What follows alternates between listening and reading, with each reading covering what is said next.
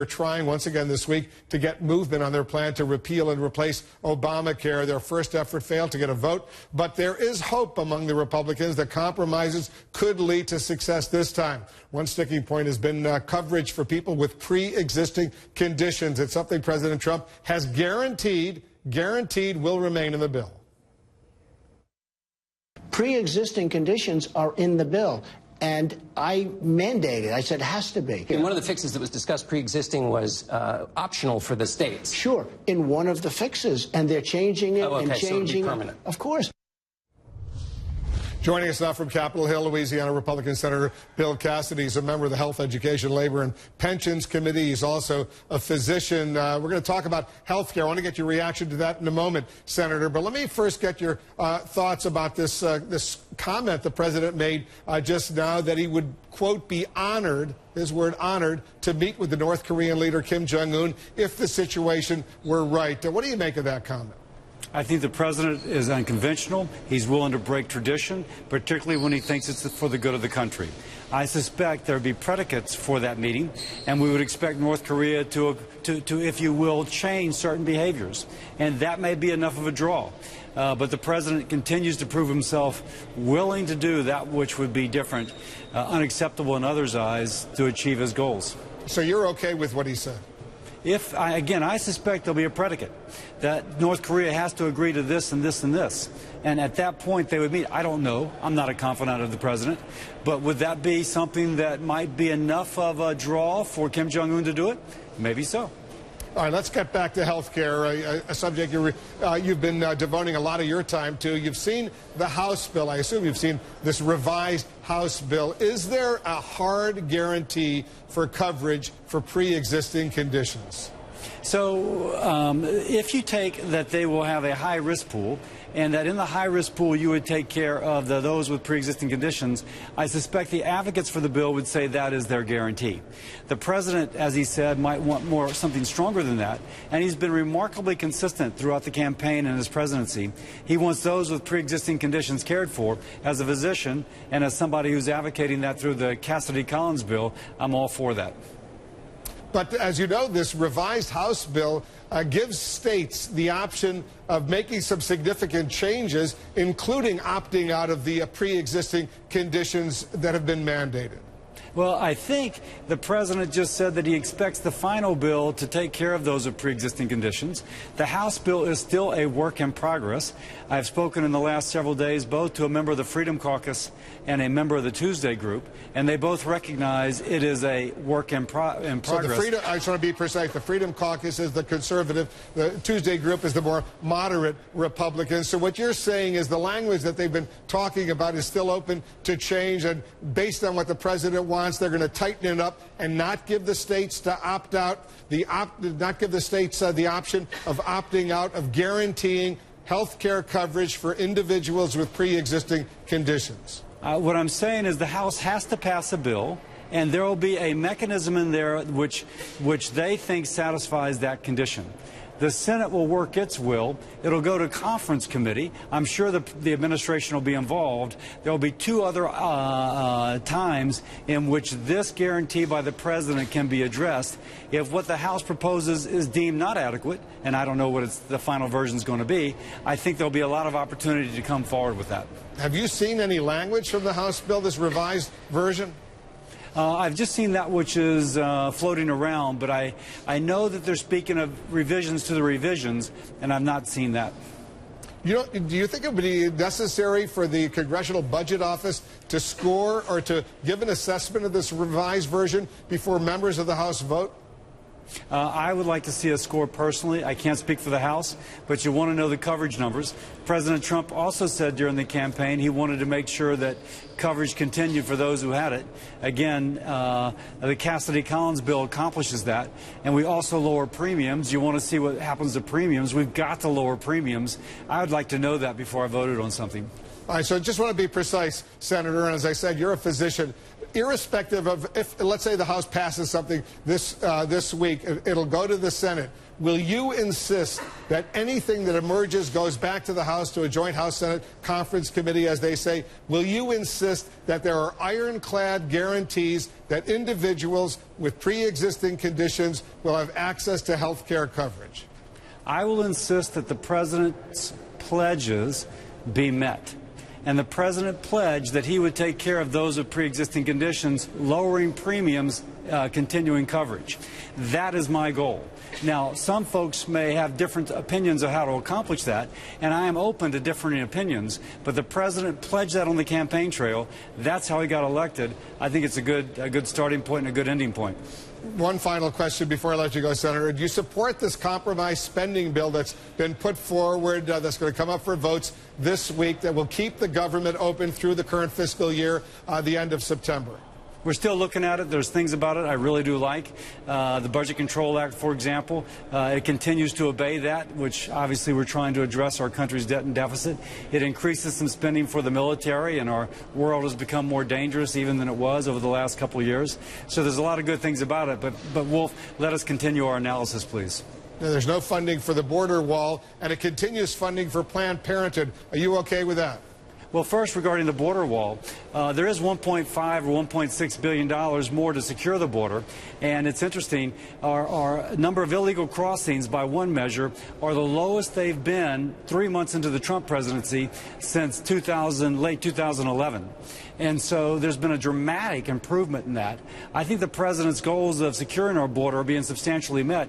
He will go further, but for the first 100 days, it's not a bad start. All right, Senator, as usual, thanks so much for joining us. Thank you, Wolf.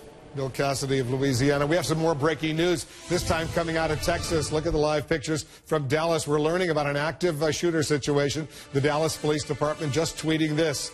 We have PIO, a public information officer, headed to the scene. We can confirm one member of Dallas Fire Rescue has been shot and transported to a local hospital. We will continue to monitor, and we'll bring you more details as we get them. We'll continue to follow that, all the breaking news. Standing by for the Sean Spicer briefing as well. We'll continue our coverage right after this.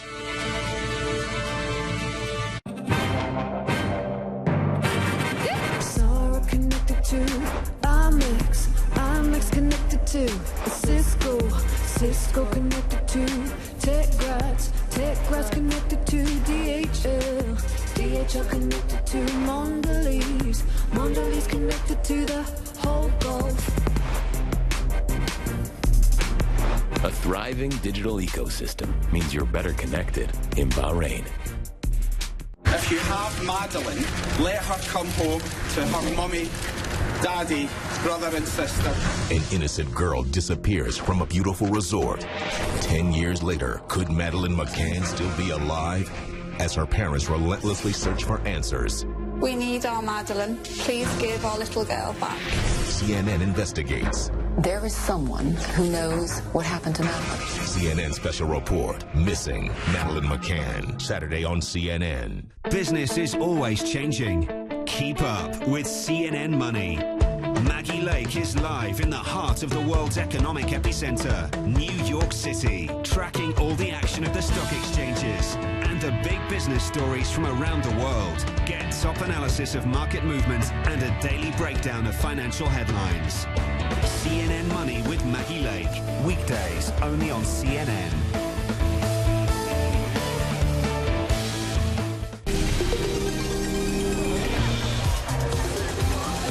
Japan has always been amazing, and they've always been the forefront. Japan is such a small island, so we obsessed about what's going on outside. We obsessed about the trend. I'm Far East artist. In Japan, there is no kind of taboo. CNN Style, Thursday on CNN. All new inside the Middle East. Join Becky Anderson and meet the people shaping culture across the region. This month, we uncover Egypt's iconic jewelry scene through the eyes of one of the region's most renowned designers, Asa Fahmy. I will take you through a journey from the past to the present, the story of Egyptian jewelry, modern and old.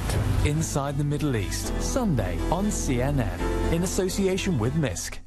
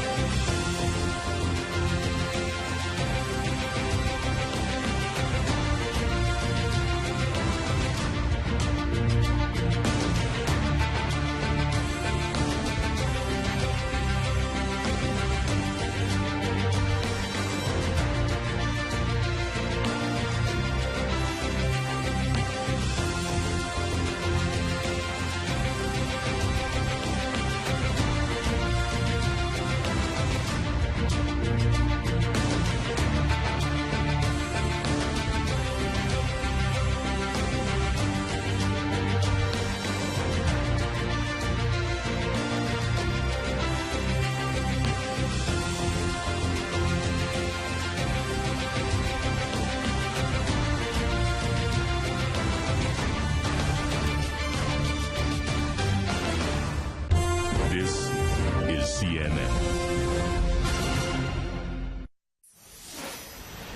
We're now just moments away from the start of the White House press briefing. We'll go there as soon as Sean Spicer, the press secretary, goes up to that lectern, looking at live pictures from there. Lots of questions, including questions on the breaking news we're following.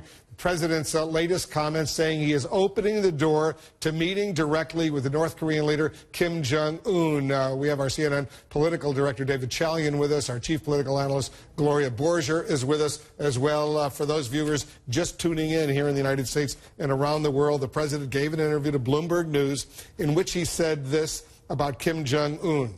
If it would be appropriate for me to meet with him, I would absolutely. I would be honored to do it. If it's under the right circumstances, but I would do that. And then he added this. He said, most political people would never say that. But I'm telling you, under the right circumstances, I would meet with him. We have breaking news. That was what he said. We have breaking news? I say that once in a while myself. But the president said, we have breaking news. Well, I think you have to kind of take that in parts, because he said he would be willing to do it under the right circumstances. What are the right circumstances? That Kim Jong-un stops murdering people? I mean, what are the right circumstances? We have no idea. I think Trump sees himself as a deal maker who can meet with anybody and negotiate with anybody.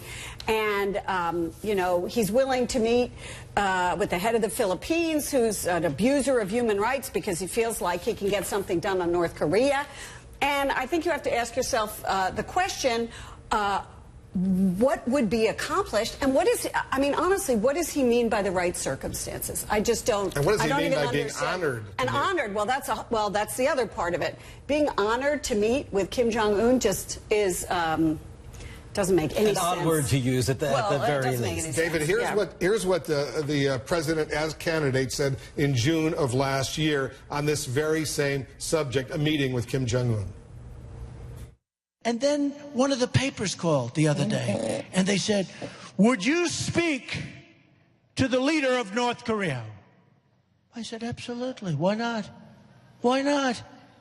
And they come out, Trump would speak to him. Who the hell cares? I'll speak to anybody. Who knows?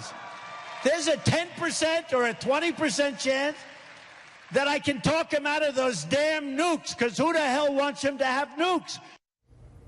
All right, that's what he said then, and now we know what he's saying right now in this Bloomberg News interview. Well, it's a pretty consistent position from his from the campaign trail. Not the first president to get in the hot water with talking about which foreign leaders they'd be willing to meet with. You remember Barack Obama had that moment in the 2007 debate that then John McCain in 2008 hammered him on again and again, that he would meet with the leader of North Korea without preconditions. Remind our viewers what then candidate Obama said. Yeah, so he was asked, would you meet with foreign leaders without any preconditions from such countries, enemies, adversaries such as Syria, North Korea, Venezuela, and he said he would. And then obviously expanded upon that, but John McCain's campaign seized upon that after Hillary Clinton's campaign seized upon it. But so I do think what you have here is, as Gloria said, you have the negotiator, deal maker in chief here, who is showing that he is willing to engage with anyone who's willing to engage with him on his terms.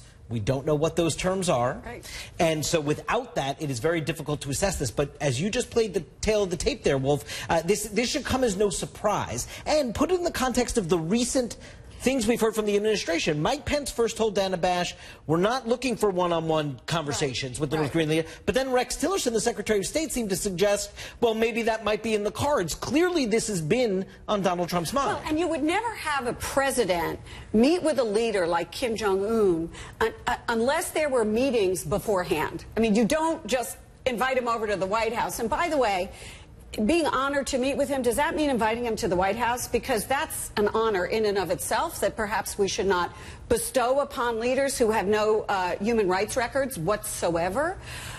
So I think we really, I think we're parsing this, but we really don't know what he means. And by the way, Barack Obama may have said that during the campaign. But guess what? How many leaders did he not meet with? Right. It's not what he did. You mean it's one thing to say something during a campaign, it's another thing to actually deliver as president? Right, but he's now saying it as president, but Obama didn't do what he said he was going to do. And Gloria's right. In order to have a one-on-one meeting between the president of the United States and the leader of North Korea, you have to at least have aides set the stage for that kind of a meeting. You have to establish a direct dialogue. As far as I know, there is no direct dialogue right now between U.S. officials and North Korean officials. Correct. And if not just aides, Wolf, you would imagine also you're going to employ your allies who do speak with this country in a way that we don't, perhaps to tee up conversations on the outside. So not just your own aides teeing up a conversation, but something like this, which would be such a dramatic departure from what has been U.S. foreign policy vis-a-vis North Korea. You would imagine that perhaps you would bring in some of your allies, maybe China or whatever, or I don't know, you call China an ally, but at least a country you do business with to help tee up this conversation. The other big story that we're waiting for this week, will the repeal and replace of Obamacare be approved in the House of Representatives? They're close. You want me to tell you, Wolf? Well, they're pretty close, but they need 216 votes. They need 216 votes, and you know, they're always close until they're not close. And we'll know if they're close if they bring it up, because they're not going to bring it up again to pull it from the floor.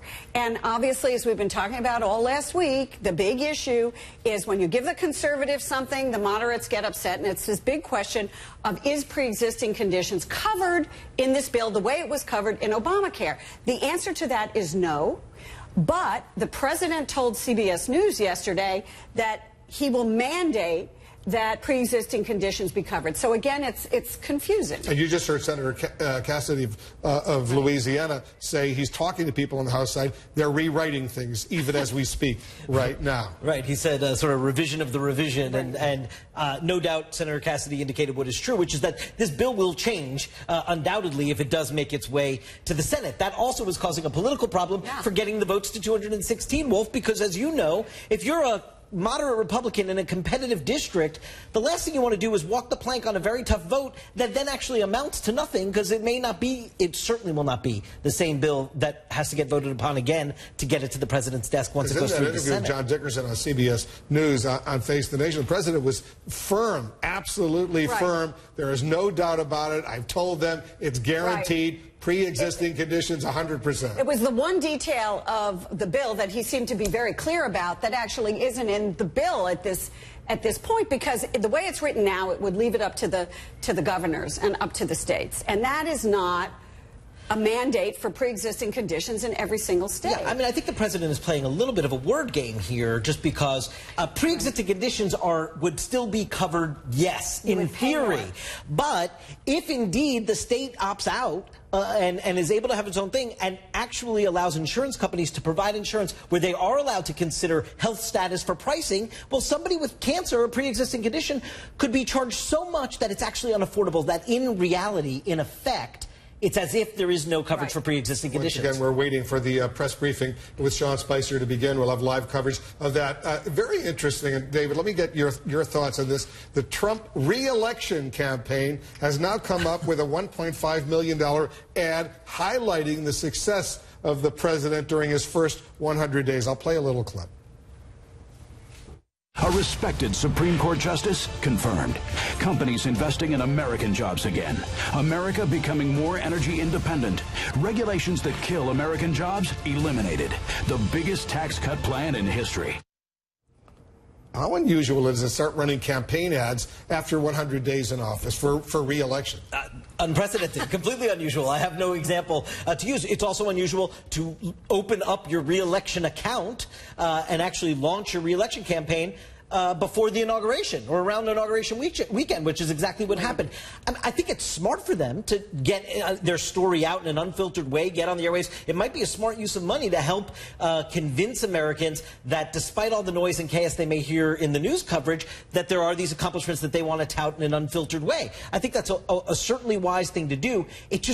It is a little jarring to the ear to hear, I'm Donald Trump and I approve this message. You think it's campaign season again. We're only 100 days in. I thought, is this 2018 or is this 2020? You don't see it, but it's clear that inside the White House, talking to people inside the White House, I can tell you this, they feel that we have not done a fair portrayal of his accomplishments, and therefore they have to do it themselves. And that's what this ad is about. And I think it's also putting Republicans on notice that we're going to be able to use this money for whatever we want. And, you know, it may be a little bit of a signal to Republicans who are not willing to support this president that they've got the money to campaign against him. That's very interesting. In all of the interviews that the president has been giving lately, he doesn't speak about 4 years. He speaks about 8 years as president of the United States. Stand by, Gloria. David, we're going to get some more on the breaking news out of Dallas, Texas right now. We're learning that a firefighter has been shot in what's being reported as an active shooter situation. We've got some live pictures coming in from the scene. Moments ago, the Dallas Police Department tweeted, we have a public information officer headed to the scene. We can confirm one member of Dallas Fire Rescue has been shot and transported to a local hospital. Our CNN correspondent Polo Sandoval is on the scene for us. Polo, what else do we know? Yeah, we're gathering some information here right now, and there is some new detail that was released by the city of Dallas a few moments ago that initially tells us more about what's taking place in an area there just east of downtown Dallas. I want to read you a statement that was released by the city of Dallas just a few moments ago that tells us a little bit more about what is a very fluid situation. The city saying that today at approximately 11:30 a.m. there was a shooting call in the 3200 block of Reynolds Street where a Dallas Fire Rescue EMT unit was struck and an EMT paramedic was injured. This occurred in the vicinity near the Dolphin Road Fire Training Academy. The paramedic was transported to Baylor Hospital and is undergoing surgery. Dallas Police and Dallas Fire Rescue collaborating on this issue here, which is again, Wolf, a very fluid situation at this point. What we do understand that there's a suspect wounded, an EMT first responder, and also that unit that he was traveling in. As a result, several of the area schools, as you may expect, have been placed on lockdown. This is something that we often see when these kinds of situations begin to unfold. So again, what we can confirm at this point, based on information released by the Dallas Police, is that a first responder was struck, is currently in surgery at a Dallas area hospital.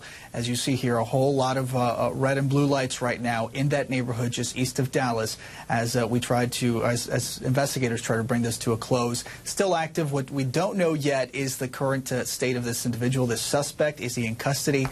Is he still possibly barricaded in a home there? Those are all questions that we're asking right now, Wolf. As soon as we get some more information on that, we'll be sure to let you know. All right, Polo, thank you. Polo Sandoval reporting for us. Coming up, once again, only moments away from the White House press briefing. Certainly lots of questions on health care, the shutdown deal, the president's White House invitation to the president of the Philippines, the president's latest comments about being honored, if under the right circumstances, to meet with Kim Jong-un, the North Korean leader. All of that coming up when we come back. All new Inside Africa. Unlocking the mysteries behind the continent you thought you knew.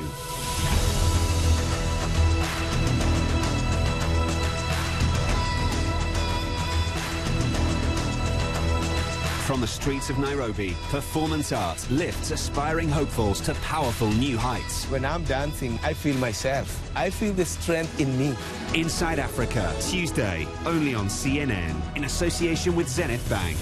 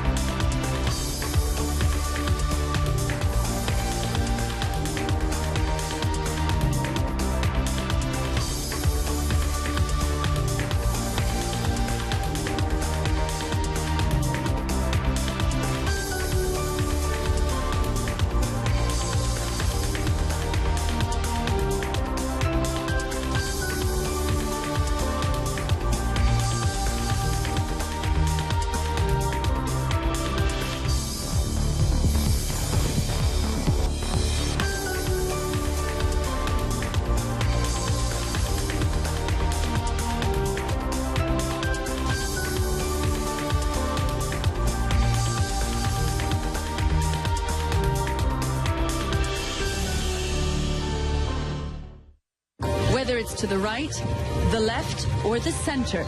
France is set for a significant shift. What's behind it? Hope? Disappointment? Fear? What are the French looking for? They want freedom in their work. They want independence. Join us as we seek answers and try to understand what voters want from the new president they will elect. The French presidential election, starting Friday. Right now, news is changing our world. These stories will affect our future, our tomorrow, in ways we're just right now starting to understand. The World Right Now with Hala Garani. Weeknights only on CNN. Hello, I'm Robin Kerner. We'll return to Wolf in just a moment, but first another story we're following here at CNN. Pro-government and opposition demonstrators throughout Venezuela are marking May Day with competing rallies. These latest protests come after a month of tense and sometimes deadly clashes. Here you can see supporters of President Nicolas Maduro waving red flags at an event in Caracas. Now, things appeared to get tense at an opposition protest as police advanced on demonstrators. Journalist Stefano Pozban reports. The feeling here in Caracas is a very tense and very expectative. There's a lot of expectations for today's march. Both opposition and the government are trying to bring as many people as possible on the street as a show of force and expressing that the people are with them. But there's also a lot of expectation about what is Maduro going to say on TV and on the speech that he will deliver at the end of the march on his support, because it has been days that President Maduro has been saying that he would make an historic announcement in the next few days, next few weeks, a new deal for the Bolivarian revolution, and we're waiting to see what this new deal could be. For the people here, it's more, rather than how much things are, it's also asking if they can get things. It's very hard to find milk, it's very hard to find basic staples in the shops here in Caracas, and especially corn flour, which is the staple food of the population here. It's really becoming almost a luxury good. So the political stalemate will end when either this government or whoever will come after this will be able to open food channels, importations, and to bring food back on the shelf. Thanks for that. With Stefano Pozban reporting there from Caracas. Now, back to Wolf.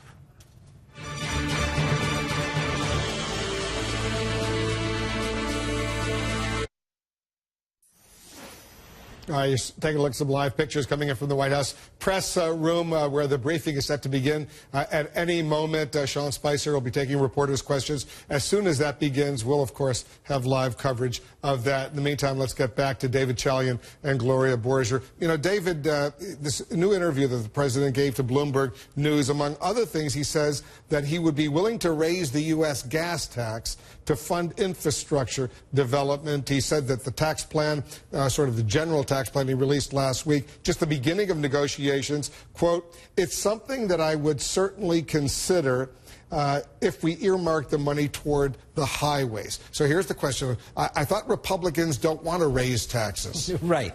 This is going to be a tough sell with his own party. I think the last person to really champion this was the liberal Democratic Senator Chris Dodd from Connecticut when he was in the Senate.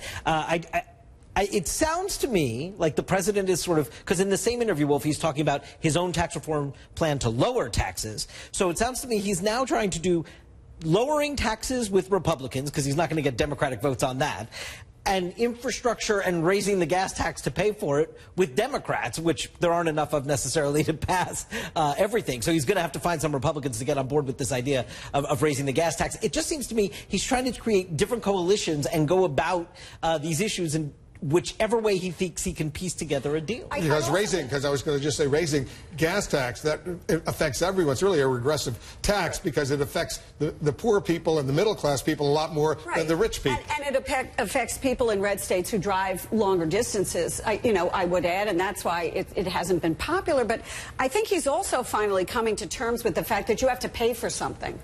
That you can't give tax cuts to everybody without paying for it. You can't have infrastructure reform without paying for it. You've got to figure out a way to deal with health care and pay for it.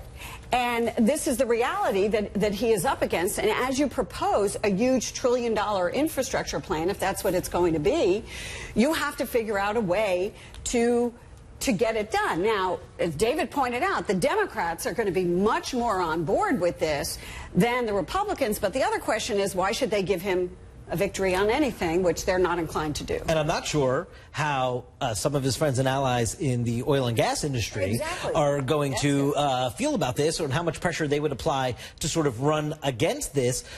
Yes, sort of at the EPA, he seems to be on board with getting rid of some of the Obama-era regulations that industry wanted to see removed, and yet now if he comes in with a gas tax, how would they respond to that? Rex Tillerson might have some interesting things to say on that in a cabinet meeting. They got to do health care first, then they can move on to tax reform, infrastructure. There's a whole bunch of other legislative issues they got to deal with. Yeah, that seems to be the order, because if they do health care reform first, there's a little bit of money there that they could use towards tax reform, and then they would go to infrastructure. I mean, you heard the president say in one of the interviews this weekend that he wants to roll out his infrastructure plan in the next 2 to 3 weeks.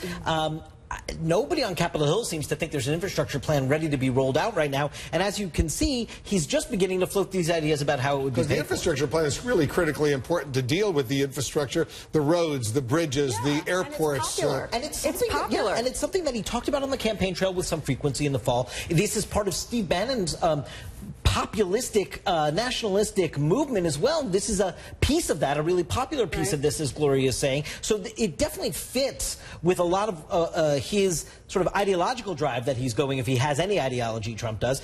This is certainly a piece of that. But where's the $1 trillion going to come from? Well, that's gas taxes. That it wouldn't even be enough. I think one thing that in everything we've been talking about so far, we have to understand, is that Donald Trump freelances a lot, and when he's asked a question, he actually answers it.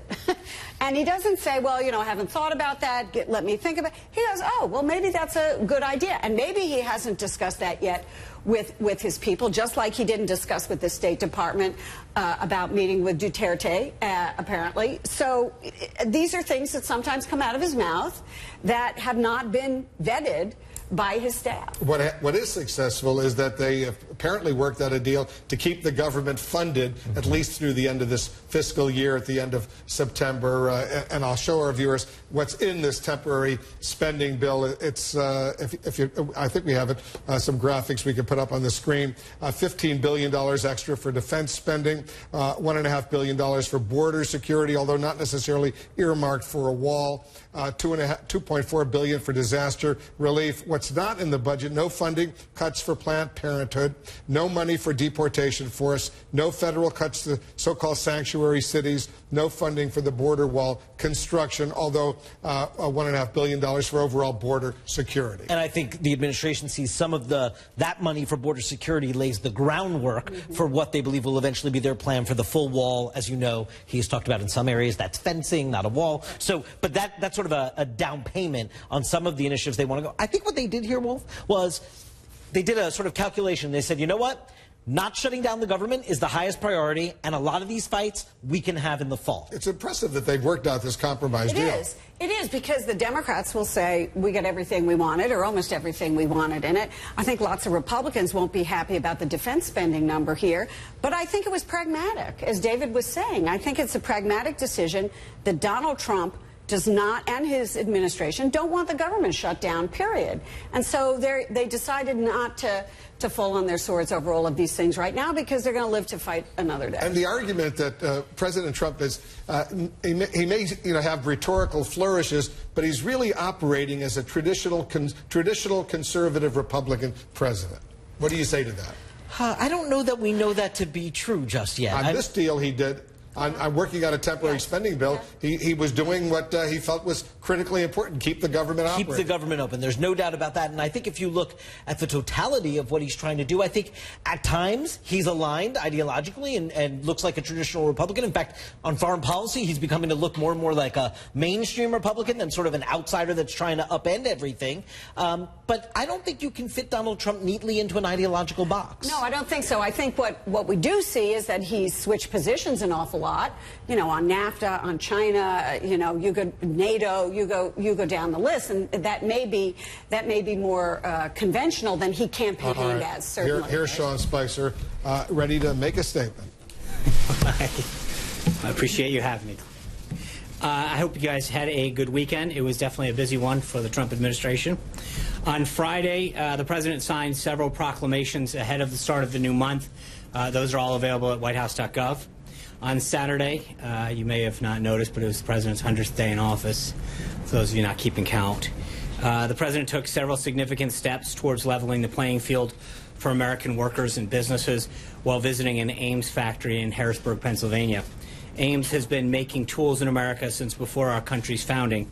It's an example of the amazing persistence of the American spirit, the type of company that will be able to expand and create new jobs under the president's pro-growth economic agenda. He signed 2 executive orders at Ames that will help keep jobs and wealth in our country. The first fulfilled an executive order of a major campaign promise by directing the Secretary of Commerce to identify every violation and abuse of our trade agreements and to use every measure available under the law to end those abuses. And the second established the Office of Trade Manufacturing Policy, which will be led by Dr. Peter Navarro. This office replaces the National Trade Council and elevates it to a permanent office within the White House, sending an important signal to the world that the United States will no longer tolerate trade cheating while our manufacturing and defense industrial base suffers. He also signed a 3rd executive order over the weekend establishing the American Technology Council, which will be led by Chris Liddell, which is dedicated to modernizing the federal government's information technology so that it works more efficiently and effectively. You are watching the White House press briefing where Sean Spicer is discussing President Trump's domestic agenda. Next, we dive into President Trump's climate agenda. We're on the front lines.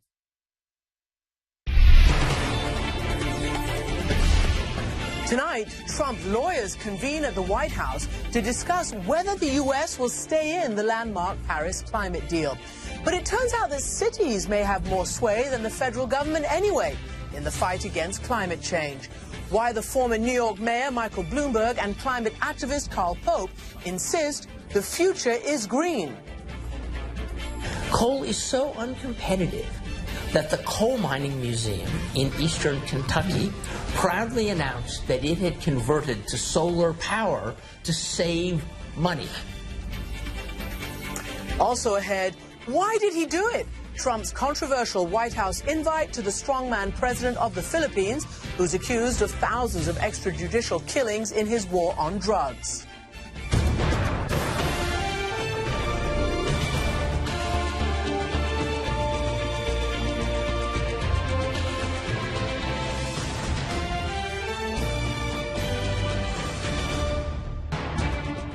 Good evening, everyone, and welcome to the program. I'm Christiana Manpour in New York. Protests against President Trump's climate policies are growing as he threatens to pull out of the global Paris climate change deal. Tens of thousands took to the streets in Washington on Saturday, and Trump says he will decide on the future of the U.S. commitment over the next 2 weeks. He's already signed a sweeping executive order to undo President Obama's Clean Power Plan, and he's appointed a climate skeptic to run the Environmental Protection Agency, which faces massive budget cuts and which has just removed most of the climate change information from its website. Just over half of all Americans polled say they are pessimistic about their children's climate future. But the former New York mayor, Michael Bloomberg, says no matter what the federal government does, cities are leading the way forward. He's co-authored a book with Carl Pope, the former chairman of the environmental organization, the Sierra Club. I sat down with them at the Bloomberg Foundation headquarters, and they told me that on the science and on the massive economic benefits, there is no going back to the old ways of doing energy business. Mayor Bloomberg, Carl Pope, welcome to the program. You've been a big city mayor. Most of the progress towards the environment and saving it and getting rid of carbon, etc., has been done on a local level. Some people would say, wow, how is that possible? Well, this issue, it is a local issue, much more than a national or state issue. Most of the people, 50% of the public, maybe more, lives in cities, and that's where the pollution comes from, because they're the ones that use the energy that the plants producing the energy put into the air. They're the ones that have to face issues like crime and education and traffic, and economic opportunities are done at the city level. And so in this case, because of that, the federal government has not really had much to do with America's success in reducing carbon in the air and greenhouse gases. The state governments haven't had much success. It's really been done by local governments where the public can talk to the mayor or the city council directly and say, clean up this air, I want it done today, and they have to listen. Or it's done by the private sector, you and I, who want to drive more fuel-efficient cars or paint our roofs white so that it reflects off the sun and reduces our costs. Or at the corporate level, because corporations want to be environmentally friendly. It helps in recruiting people. It makes them happy employees. It makes for happy customers. And most importantly, big investors want to invest in companies that are environmentally friendly. So that's where the problems are, and that's where the solutions are. So, Carl Pope, you know that the president and those who are against the idea of regulation on climate say that it's bad for American business. But we've just heard, and we know that the stats show that actually it's a really, moving, gangbusters kind of business. Well, it is the biggest economic opportunity of the 21st century. And it's that in the United States, it's that in India, it's that in Europe, it's that in China. Globally, 20 years from now, we will be using entirely different technologies than we're using today. And prosperity will belong to those countries and those companies that figure out how to do that first. So, for example, Donald Trump comes along. He says, oh, Barack Obama wanted to clean up power plants. I don't. I'm repealing the rule. That he might be able to do. He might be able to repeal the rule. But Reuters went out and asked 20 of the most coal-dependent public utilities, does this make any difference in what you're doing? And only one of them said it made a little bit of difference. The rest said, we don't plan around presidential elections. We plan for 20, 30 years. In 20 or 30 years, we're going solar, we're going to wind.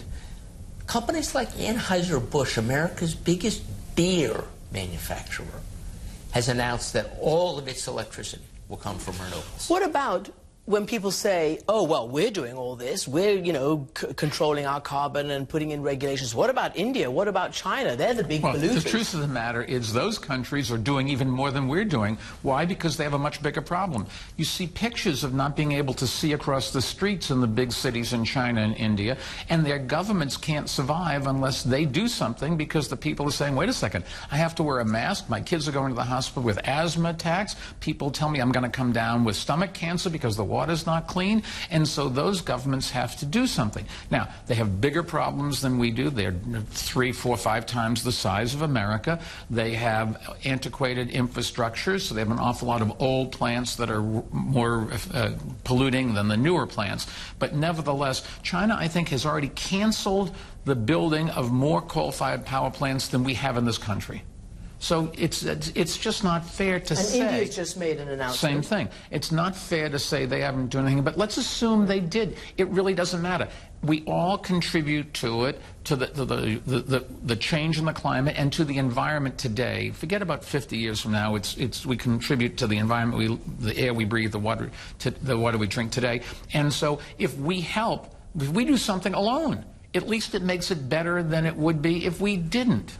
And we make money doing it. That's the thing people have to understand. There's a big difference between sending someone a bill and writing them a check. The whole emotional relationship is a little different. When I send you a bill, you want to know, is that my bill? When I send you a check, you want to say, could it be bigger? And don't you say something about how more people are employed in the alternative energy sector than ever were in the fossil fuels? Right now, 5 times as many people work in solar and wind and electric cars than work in coal, oil, and natural gas. The wind industry alone employs more people than the coal industry did at its peak. These are the big job creators in the American economy. So let us talk about the coal industry, because if one thing Donald Trump has been famous for is like, I'm going to bring back the coal industry. But people are saying, well, he's just said a few things that benefit the owners of the mines, not really the miners. People have said that even if coal production goes up, employment will go down because of technology. You've just funded a film about the consequences of Yeah, I think, number one, hopefully his advisors will explain to him. You got to remember, he comes in and he's got to learn about each of these issues, and I know in the campaign trail he said things, but he's President of the United States now, and so he's going to have to act differently, and he'll talk to his advisors, and I assume they will talk him out of some of those things and explain to him that coal miners are losing jobs because of technology, not because there's no demand for coal.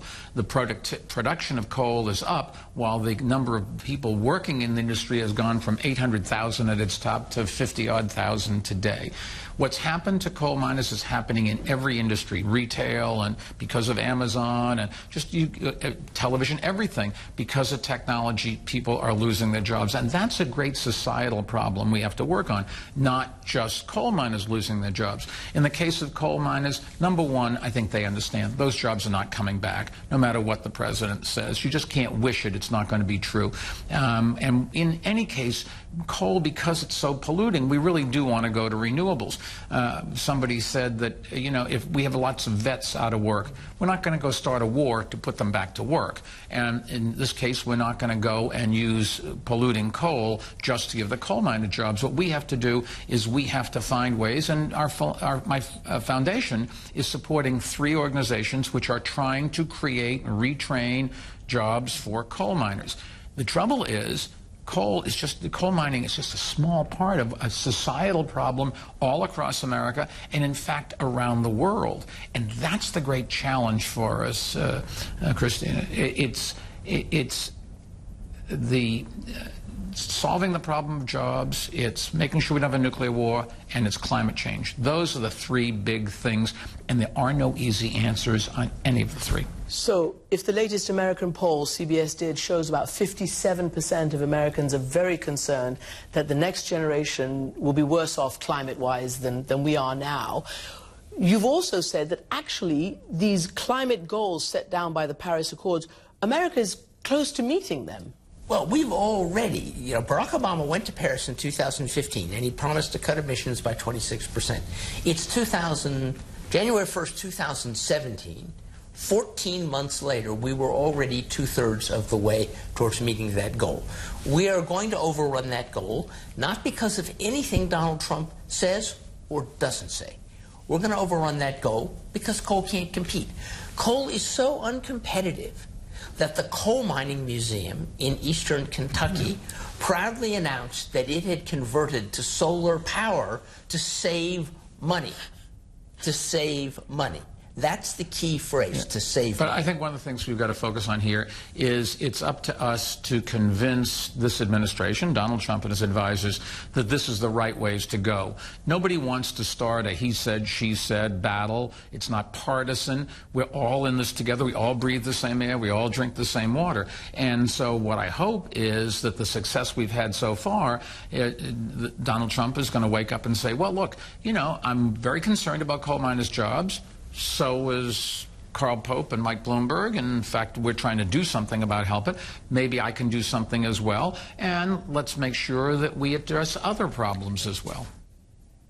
Mayor Bloomberg, Carl Pope, with a climate of hope. Thank you very much indeed. Thank you.